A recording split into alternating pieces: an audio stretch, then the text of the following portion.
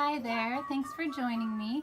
Tonight I want to do a quick project using the designs on our machine, and I have a Brother SE425. I don't know how well you can see that. There you go, a SE425. And sorry about the angle of this, it's just the only option I really have for my tripod right now. It's a two-legged tripod and it's supposed to be three-legged, so it's sitting in a jar. The jar is really tall. So anyways, gosh, taking forever to get to my point. So a few videos back I created a bunch of I created one in the video, but I've been creating these pour paintings, and they're acrylic pouring, and I'll link the video below, but it's basically just layering paints with a paint extender in a cup, and then flipping the cup, flipping the canvas over onto the cup, and then flipping everything over, then lifting the cup. And that spreads all of your paint everywhere, and it's really cool. And so this is an 8x10 one that I did. And then I just took a screwdriver and took the nail or the staples out of the back, okay? And then we're just gonna put it back on the frame and staple it again. I'm not gonna do that in the video because I have to go out in the garage and it's cold and it's dark. But I think if you have a staple gun, you could probably figure this out. Just put it back the way you got it off. That's all there really is to it. So we just have this piece of canvas now that's pliable, okay? And we're gonna see if we can embroider on it. All right, so let's get started. Okay, so I'm gonna get my hoop ready, but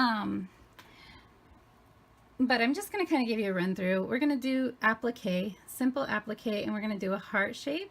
When we do that, we're gonna pick twice a regular stitch, this one number 10, and then for the final stitch, we're gonna put a satin stitch on it, okay? And then we're gonna put a name in it too. I'm gonna put my little niece Emma in it. Okay. Let's see. Cool. I usually do my recording in the morning, and even though the house is bright, the recording is always so dark. And it looks like it's a little bit opposite at night, so maybe I'll start doing my videos at night. Okay, so I'm just putting my stabilizer in there, and I'm just using crop cover, the white crop cover you can find at your local farm store or hardware store, or probably even the box stores. I found, don't know why it would be so tight. I never tighten them. I found this at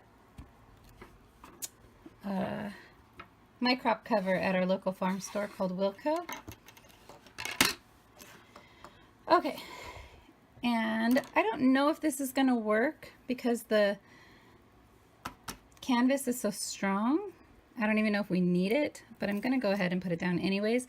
And if you haven't seen my video before on my hack for floating with no pins, this is it. And I just put the tape, it's double-sided sticky tape for windows. It's Frost King. And we live in an old house, and so when it gets really, really cold, we have to cover the windows with plastic, and this is stuff that comes in the kit. And I don't know what made me think of using it one day, but I just decided to try, and it worked.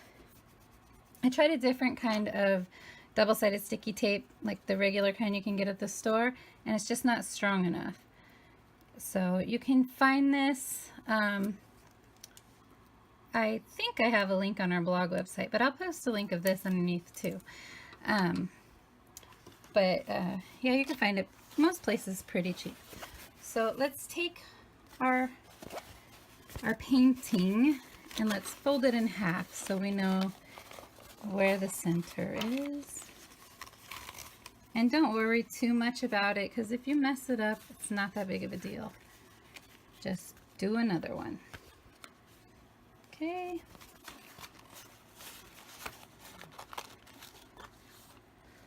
Okay, looks like we got our center. And I want my center centered. Okay, don't worry about this. I know it looks weird, but really don't worry. Oh, I can't tell if I got it on there straight. I hope so. If not, I am not going to worry about it. Okay, let's get it up onto our machine now. If I wasn't doing a video, it would take more time, but I know that these sewing videos can get really, really long. Oops, and I don't want to do that to you. All right, so I gotta get it on there. Okay, so we're gonna go over here to our machine. Okay, so we've got it all loaded up. We're gonna go over here to number 10 and adjust layout, and let's make it as big as we can. We're not going to change the height or anything like that. We're going to leave it right there in the middle, okay? And it's just going to sew out one single heart, and this is our die line for applique. Something's not right here.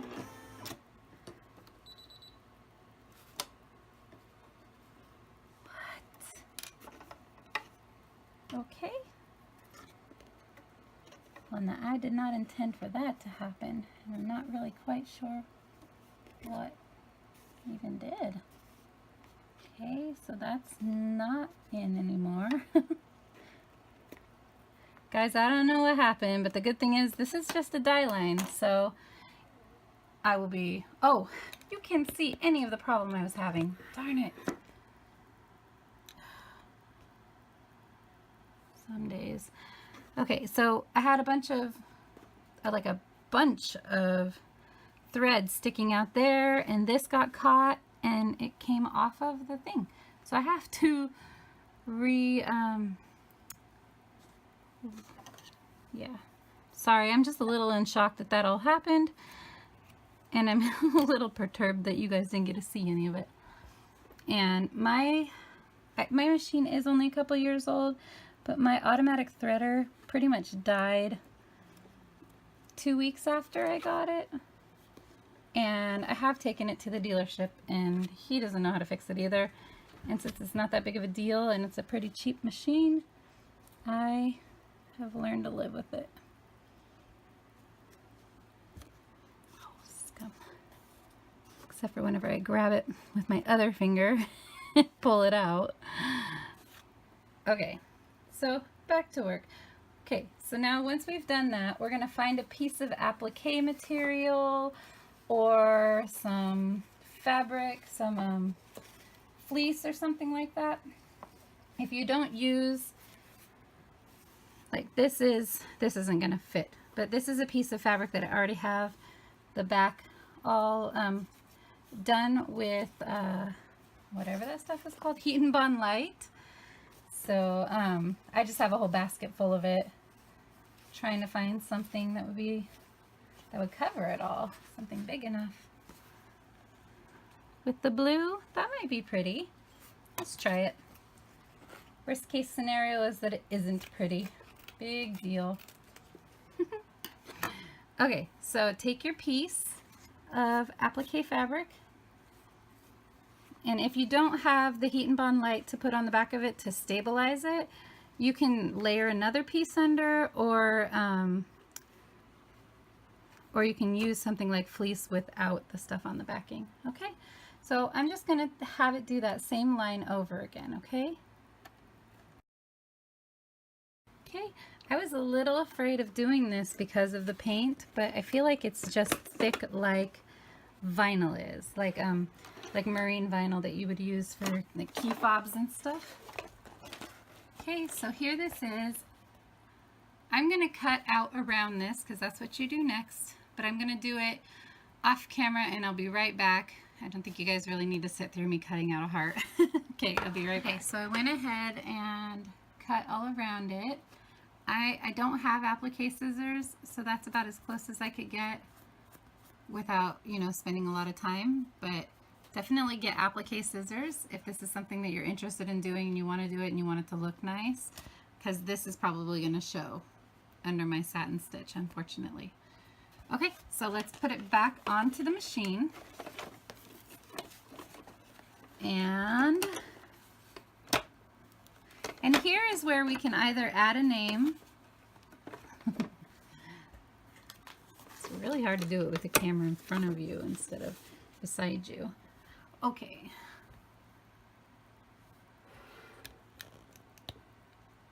So with this one, you can do it at either time. I'm going to go ahead and add Emma now. So let's get out of there.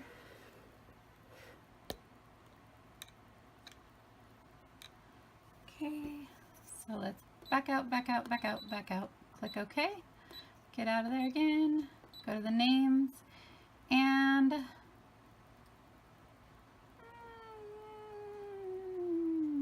that one looks like it's probably going to be the nicest stitch out. So Emma. Okay, so if it does that, it tells you it's too big, go to layout, size, and make it much smaller. I don't want it that big either. Okay, and so we'll go back out, back one more time, and add the A. And then we'll look at where it's at, layout. It looks like it's right in the middle. We're not changing anything. We're only going to keep it small. So I'm going to make it just even a little smaller. So to see where it's going to be on the machine, you can click this button, and it'll make sure that that button will take you to the beginning, take you to the middle or the beginning of where it's going to start sewing. And then you push this button and it moves everything around so you can get it. Here, I'll show you again. So you can make sure it's going to be inside the heart. It looks like I do want to move it up just a tad. Let's put that down so we can see better.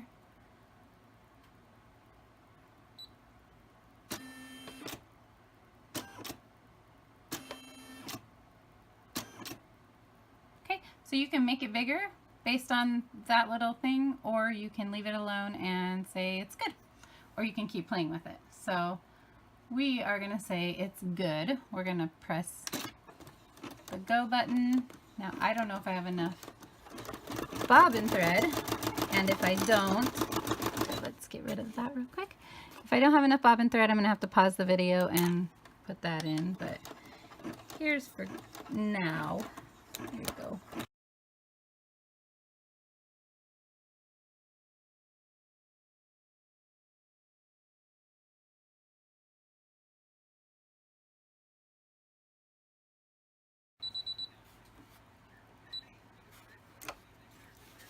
Well, that's exciting. I'm not going to take it out of the hoop. That's just really, oh, I do have to take it out of the hoop actually, because I have to put in the bobbin thread. Oops, that is all lifted. So let's see, it's still stuck on there, so that's good. And here you can see it up close. It turned out so pretty. Okay, so let's put it, oh, let's not do that. Oh, look how close I was. Okay, so we're going to go and click out for here. We're going to be done with the name. Click OK. It's okay to delete that pattern. We're going to go back into the frames. Choose your heart again. And then choose the satin stitch, which is number 2. Okay? We're not going to change anything or move anything. We're going to go back over to the machine and press play. And I know it's press start, but press play is so much funner.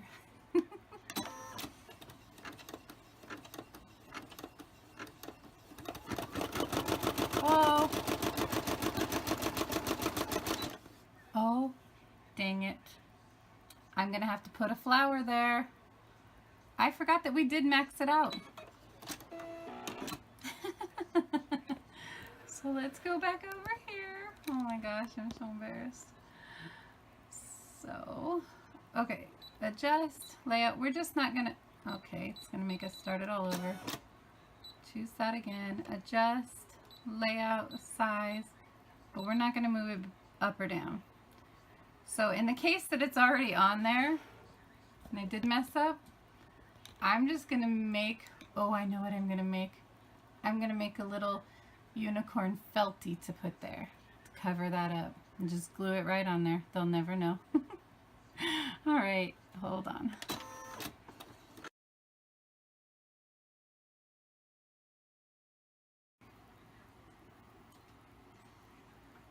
Okay guys, it's finished sewing, and I'm gonna put you back. I should have done this before I started, but I'm gonna put you right back in here into my little jar.